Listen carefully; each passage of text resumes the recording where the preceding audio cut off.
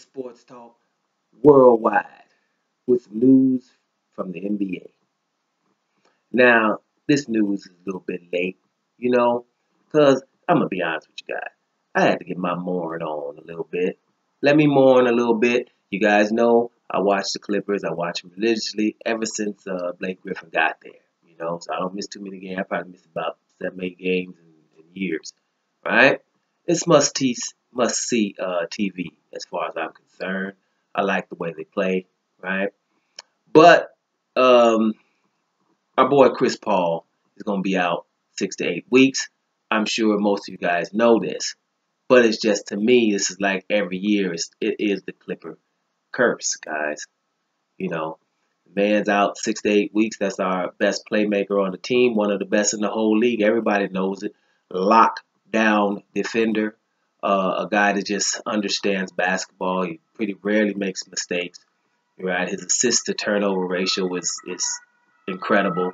Right, guy you want to have the ball, and at the same time, Blake Griffin's out too. That's our second best playmaker, right, and arguably the best player, right.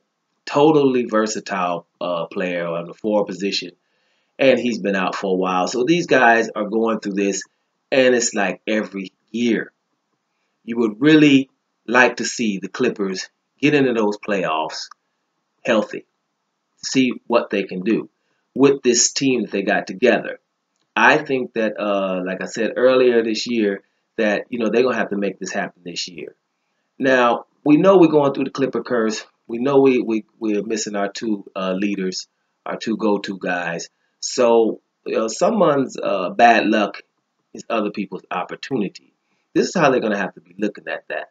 They just lost to Minnesota last night. But let me tell you something. That game was not bad.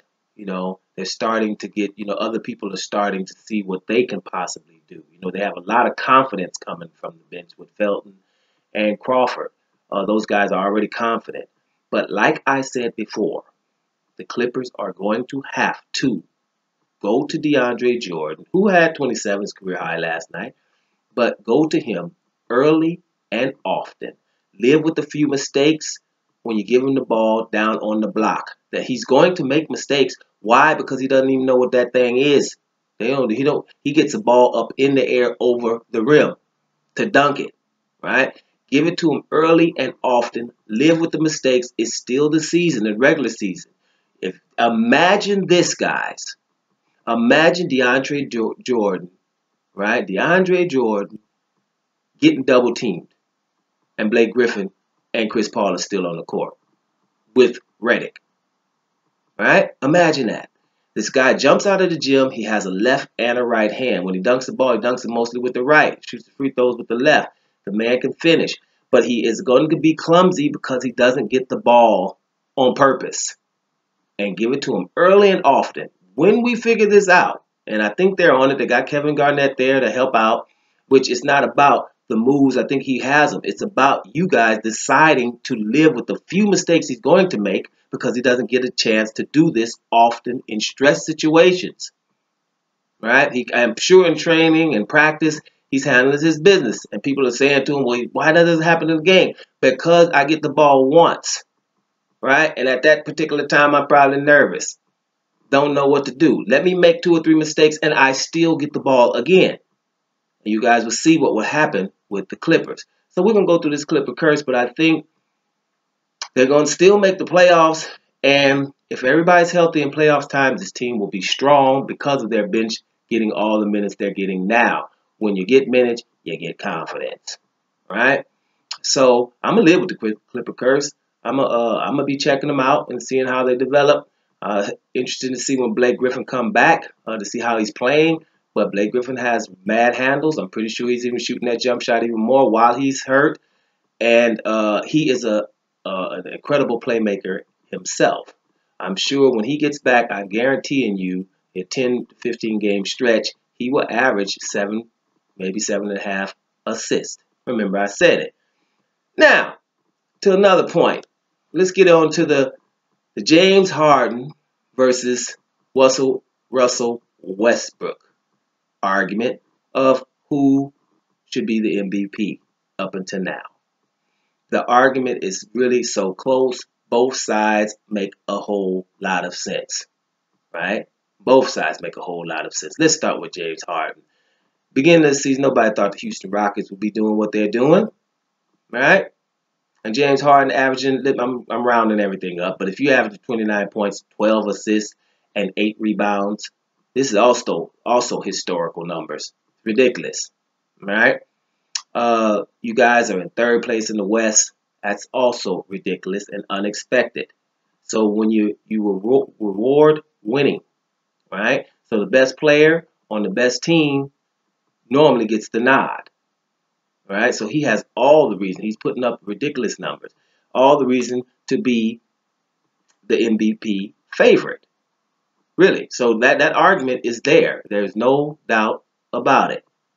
So that's that side. The Westbrook side, and I'm going to be honest, that's the side I'm on, right?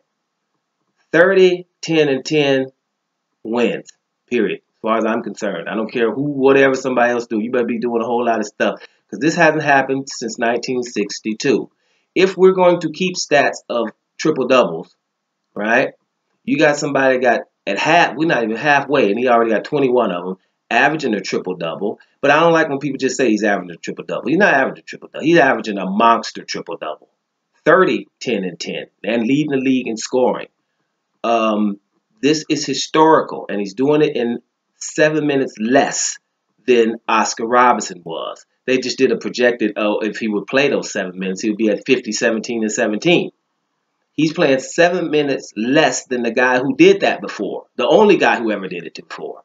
What you're seeing is ridiculously awesome. That's why, and his team is still on playoff course. His team was decimated last year when they took the best player, Kevin Durant, and took the third best player, Ibaka. Sent him out.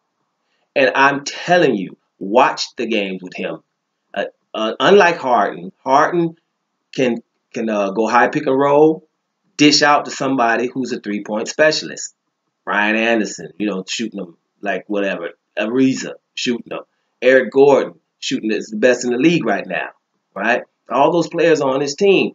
You're hard-pressed to find some dudes in Oklahoma City. He's kicking it out to Sabonis on a good day. Hopefully Sabonis might hit some. Robinson can't hit a mid-range, a three, or a free throw, but he can play some awesome defense. Steven Adams ain't hitting no threes. It's really hard. So he's getting his assists given to people that are going to the hole. He's not getting those easy assists where you just throw it over there and somebody's going to hit a three. Like Golden State, get 30 a game because you're passing it to Klay Thompson, Steph Curry, and Kevin Durant. And with the rest of the guys, it doesn't matter because they're wide open because they're not Kevin Durant, Klay Thompson, or Steph Curry. So the rest of them are wide open. Right? So if you're getting paid $5 million a year, you can hit a wide open three if your defense is not ridiculous most of the time. So you just got to look at who Westbrook is playing with as well. That's why I still personally give Westbrook the nod because 30, 10, and 10 is ridiculous in 37 minutes of basketball every night from the one position. I'm just giving them that, period. But it is definitely close. Both sides have a right to feel as though they're correct in their analysis. Now, like I say, let's see what happens going forward. If both of these teams make the playoffs, which they are, well, I know Houston is, but if Oklahoma City makes that playoffs and they make a trade just to get somebody who can shoot the ball and play a little bit of defense but shoot the ball so he can pass to some people and open up that floor. We need some floor spacing over there. Then you might see even his assists go up to about 13 because really a lot of those assists is wide open shots and people just can't knock them down in Oklahoma City. Now, a couple of other things. Like I'm looking at those Chicago Bulls. I like this Michael Carter Williams that he's there. I think you might see a surge coming from them. You might see a little surge coming from Chicago coming soon, maybe going up from that 7th spot to about the 5th in the East. And Minnesota is underachieving. Now, they beat the Clippers, which is a good start. But I know these guys are 21 years old, Levine, my man Towns. the center, boy, it's bad.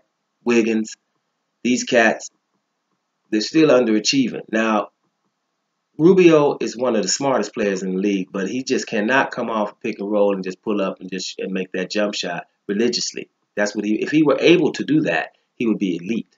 That is a problem going forward. But he is definitely so smart that he has to be on the floor. But they're underachieving because I'll be honest, I had them a little bit for my little dark horse because of that. It's extremely a talented team over there. And so I was expecting them to sneak in the playoffs. Let's see what happens going forward. But up until now, they're a little bit of a disappointment to me, right? So I'm going to wrap that up with a little NBA. That was a little bit of NBA talk. It started with the Clipper curse. Guys, let's go ahead and watch them just because they're going through such a bad time. Isn't it ridiculous? Every year we go through the same thing with these boys. But I'm going to still watch them. And in the playoffs, if they're healthy, watch out. Simple as that. Doma Sports Talk, worldwide, and I'm up out of here.